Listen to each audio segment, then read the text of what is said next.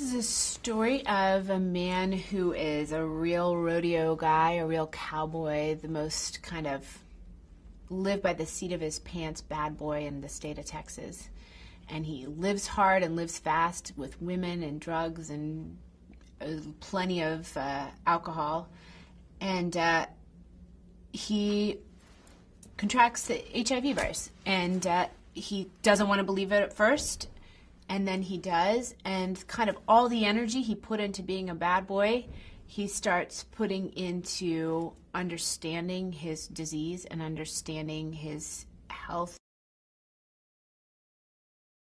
My character is Eve Sachs, and she's a doctor at the hospital, and she starts the movie believing in a very black and white way in everything that she's learned in med school, and kind of questioning a little bit of what's happening in the hospital that she's working in, but she's pretty much part of the establishment.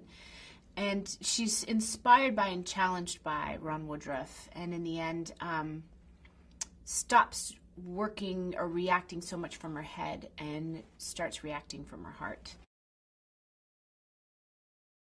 Jean-Marc and I laughed yesterday and we said, oh, we're going to get to meet Jared today, because he was Rayon 100% of the time. He was always Rayon, and it seemed like he had always been Rayon. It wasn't like, oh, I'm in character. It just seemed like this is somebody who is enjoying this so much, he's not going to waste a minute of it. I mean, he showed up as Rayon, he went home as Rayon, and I can't imagine, I think if you had called him on the weekend, Rayon would have answered the phone. Jean-Marc had such great instincts and such a great eye for whatever was human. And often, in a really hard time, what's human is humor. So he would look for those moments that we would just do, or look for an opportunity that where he could suggest something, and he would just go after it. Anything saccharine, he dumped. Anything overtly emotional, he saved for specific moments. He was really brilliant about calibrating everyone's kind of emotional ride so we weren't all just crying the whole time.